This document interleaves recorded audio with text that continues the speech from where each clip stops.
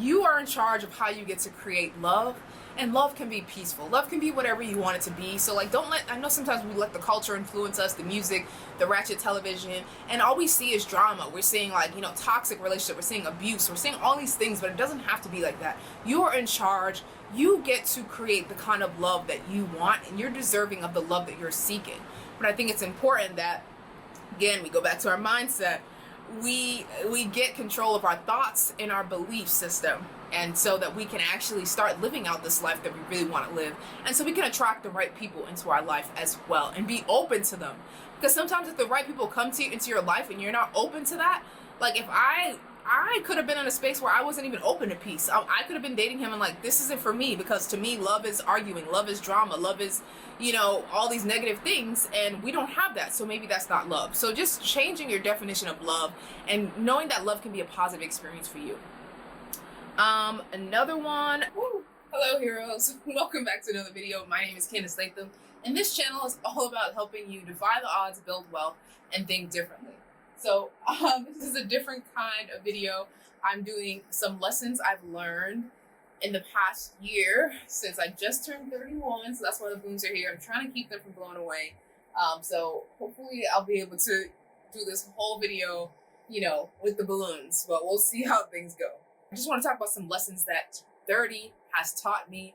And it's always good to reflect when you're a year older, because I feel like life is always teaching us a lesson. So I'm going to be sharing those lessons with you in a form of quotes, because I'm a big quote person. So first of all, I wanted to share a quote from Melissa Griffin, who shared this great quote last week in one of her YouTube videos. So let me go grab my notes.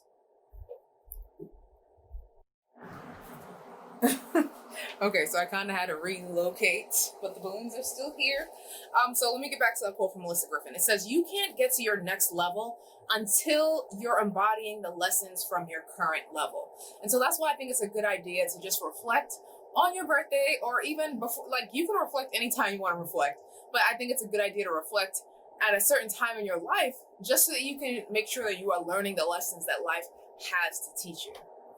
Okay, so I took some notes down. Before I jump into the lessons, I just want to say this is like my first year really adulting, right? Even though I just turned 31, I was living at home until December of last year, and it was great that I was able to pay off my student loan debt and start investing. And I was paying like a little bit of rent, but really I didn't have as many bills as I have now. So this was like my first year just like really adulting, learning how to manage responsibilities, learning how to manage paying for rent, and pay for, and now I have a car, so I have car insurance, like the lights and all these other bills that I'm paying for now as an adult and currently as an entrepreneur.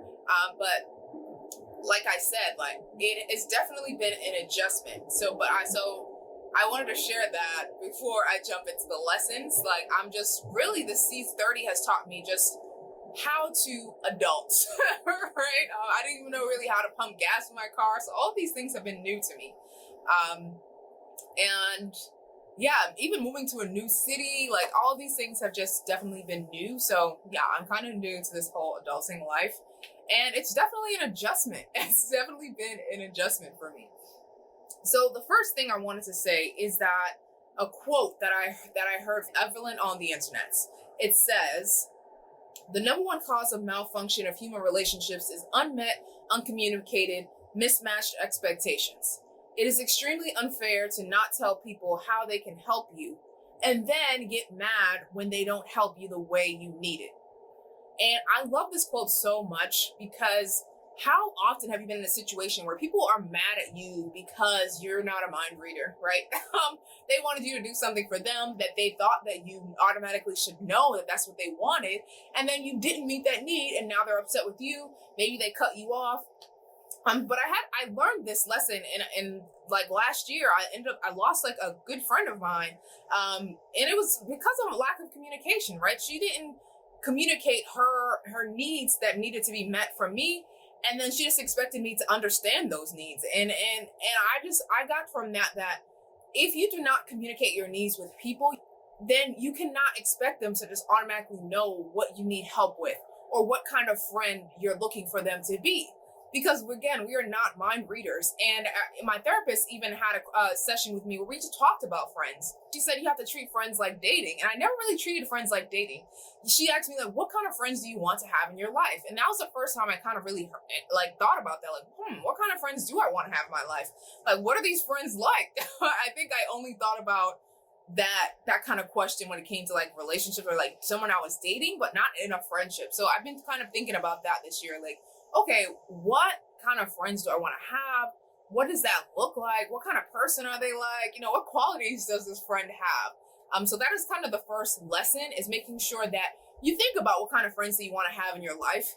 And then also, what kind of expectations do you have of this friend? It's important that you know the expectations so that you're not putting these unmet needs and expectations on others without communicating them with them and letting them know, you know, what you're looking for. Okay, my balloons are flying everywhere. Let's go to lesson or quote number 2. All right. The second lesson is just about, you know, the power of surrendering and giving it to God. There have been 2 very vivid moments in my life where I've literally just had to be like, okay, God, I give this to you. Like, I don't know what I'm doing. I surrender. I'm putting it in your hands. Because if you don't surrender, you could feel like that's where, like, I feel like anxiety and stress and worry comes from, because you're trying to handle all these things on your own.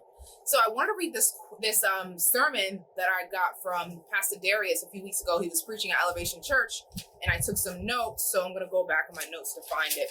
Relinquish the idea that you have control. Control is an illusion. Control is for God, because you are carrying God's weight. You weren't designed to carry this kind of weight, right? So while God is working, and you have to just focus on today and go to sleep, right? And God never sleeps. He has it. So sometimes we're feeling the stress and worry, and we're bogged down because we are trying to play the role of God. We're trying to take on God's responsibilities. So literally, we cannot, right? We have to give it to God. We have to surrender to God.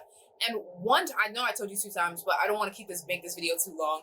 But the one most recent time I surrendered to God was when I was looking for a car. I moved to Charlotte, and I was like, I need a car to get around here. It's not like Boston where I can take public transportation. And so I was at the car auction, and all these cars kept going through, and I was working with the guy who was helping me, you know, buy a car dealer. And every time I put a bid in for a car, it wasn't working. He's like, oh, it's too expensive. Oh, we didn't get that one. Oh, that's too high. Like, you know, it was just like, I didn't have it wasn't in my budget. And so finally I was just fed up. I was there for almost like 2 hours, and me and my boyfriend, and I was just like fed up. I just said a prayer. I was like, God, I surrender this to you. I put it in your hands. I don't know what I'm doing. Like, just take the wheel. Basically, I surrender. So before I said that prayer, I went to go to the bathroom, and I told the dealer I was with, I said, just bid on the next car. I went to the bathroom, I came back, and he's like, your bid went through. We're just going to have to, like, you know, wait for a little bit, but they did accept it. So that was so powerful to me that I literally just surrendered to God, and then he just answered my prayer, and long story short, I ended up getting this car, and God just like worked out the whole situation. That car needed a new transmission, I believe, which was going to cost thousands of dollars that I didn't want to spend, and ended up, you know, Nissan ended up like covering the whole thing, getting me a whole new transmission. I didn't have to pay that much money for it. So it was just a blessing. So surrender it. When in doubt, surrender and give it to God. You know, God is there. God listens. God answers. Okay, let me go back to my next lesson here. The next lesson is, you are your greatest mentor. You cannot outperform your self-belief. And I love this quote. I forgot where I found this quote, but it's so important, because you know what, guys, you know how much I am about you know, just getting the message of working on your mindset and how important your mindset is, because your mind literally controls everything. Everything that has brought you this far is because of a thought, and then you had an emotion, and then you took an action on that thought. So it's important that we get control of our thoughts, because you cannot outperform your self-belief. So if your thoughts are telling you negative things, you're never going to be able to outperform those until you get a hold of your thoughts, until you build confidence and just really start to believe the things that you're thinking about yourself. You have to talk to yourself like you are a friend. And a lot of times if we go into our brains, right, a lot of times we're not being friendly to ourselves. We're saying these mean things. So we have to get in control and say the right things to ourselves, because you cannot outperform your self-belief. I know you have so many goals you want to achieve in this life, right? You have so many goals in different areas of your life.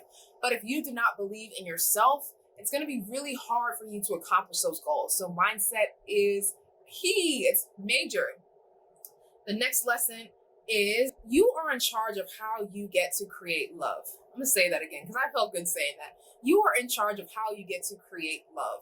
You know, for me, I feel like this is my first relationship that has been a positive one, a supportive one, an encouraging one where we inspire each other to grow, pushing each other to be better people. And when I first, like me and Jordan, we went to college together. He was a freshman. I was like a junior or a senior. So I was older than him. But then we were just friends for all these years. And so we finally, years later, we kept in touch. We were friends. And then he ended up inviting me to dinner one day. And then that's how things kind of sparked. When I hung out with him for a weekend, I just felt like this peace inside of my soul. And I just felt like this peace. And I was just like, I want to keep this, right? I was hanging out with him and I was like, we don't argue about anything. He's like, why would we argue? And that was kind of the first time where I hung out with a guy that I was dating where we weren't arguing, right? Where it wasn't strife, where it wasn't stressful. And I actually wanted to be there. It just felt peaceful. It felt, I don't know, it's just something just about it was just very different than what I was used to. And I had to get used to that peace. I had to, let my body and my mind know that it's okay to experience peace. Love can be peaceful. Love doesn't have to be stressful. You don't have to be arguing with someone. You don't have to be worrying about, just worrying about all the bad and the wrong things that I worried about in my previous relationships that weren't working for me, right? That were like little puzzle pieces that I was trying to shove into the wrong spot. And once I finally let go and wasn't trying to and I have to own it to my part too. Like I was in a relationship choosing the wrong people, trying to change them into what I wanted them to be, but you cannot change anyone, right? So I had to just find somebody that I already liked who they were at their core. Who they were at their core brought me peace. And then I had to accept and be okay with peace. Because I was so used to drama and I had to get used to not arguing, used to being on the same page, used to peace, used to growing together and motivating each other. I had to get used to that because my other relationships weren't very peaceful. And so I just wanted to say that again. You are in charge of how you get to create love. And love can be peaceful. Love can be whatever you want it to be. So I know sometimes we let the culture influence us, the music, the ratchet television, and all we see is drama. We're seeing toxic relationship. We're seeing abuse. We're seeing all these things, but it doesn't have to be like that. You are in charge. You get to create the kind of love that you want, and you're deserving of the love that you're seeking. But I think it's important that, again, we go back to our mindset. We get control of our thoughts and our belief system. And so that we can actually start living out this life that we really want to live. And so we can attract the right people into our life as well and be open to them. Because sometimes if the right people come to you into your life and you're not open to that, like if I could have been in a space where I wasn't even open to peace. I could have been dating him and this isn't for me because to me, love is arguing, love is drama, love is, all these negative things. And we don't have that. So maybe that's not love. So just changing your definition of love and knowing that love can be a positive experience for you. Another one, grab a better idea. This is my last quote. Judge Lynn was actually sharing last week on her Instagram. I love following her. So let me just share that quote with you. It says, 1 second. I'm such a note and journal person. And that's why in the Hero My Finances workbook that I have a section where you can just jot down your habits, jot down your thoughts, because it's important to write things down. And you can get a copy of the Hero in Your Finances workbook and 12-month growth planner in the description box below. It says, grab a better idea. Only date your ideas, never marry them, because that way you can move up when you found a better idea without doing a whole lot of emotional paperwork. This has been I just recently learned about this quote, but I'm so glad I learned about it as I'm entering year 31, because sometimes we just get so tied to one way of doing things, one idea, and then we're just carrying this idea with us throughout our entire lives. And you have to constantly question, is this idea still relevant to me in this season of my life? Is this idea still make sense for me? And it's okay to, and when you don't marry this idea, you don't have a whole bunch of emotional paperwork that you have to fill out and go through and turmoil inside and feel oh my gosh, what are people going to think? Because now you're just I'm just going to date this idea. And if I find a better one that's for me, then I'm going to grab onto that idea. And that way you're not trying to live your life based off of what other people think you should be living your life. It's like, this is how I'm living right now, but if I find a new, better idea or another way of living that I feel like aligns with me and my truth at this moment in this season, then I'm going to grab onto that idea, and I'm not going to worry about how you feel about it. I just really love that quote. So those are just some lessons that just came to the top of my mind that 30 has taught me. I'm looking forward to year 31. And I thank you guys so much for being on this journey with me, for watching my YouTube videos, for liking, for sharing, for subscribing, for commenting. I really do appreciate you in this community. And yeah, and just being with me as I grow and as I figure out things on my own journey. I aim to be like a lifelong learner. And yeah, so that's all I have for you guys today. It's taught me a lot more, but I'm going to keep this video as brief as possible. I hope you learned something today. If so, what is your favorite lesson that I shared with you that resonated with you? Let me know in the comments below. And of course, make sure you guys are signed into my email list. I would love to have you on my email list so I can send you different emails on life, money, and yeah, business. I share some business tips every now and then as well. So make sure you guys click the link to sign up for that as in the description box below. Until next time, guys, I'm Candice Latham, and I will see you in the next video. Bye, guys.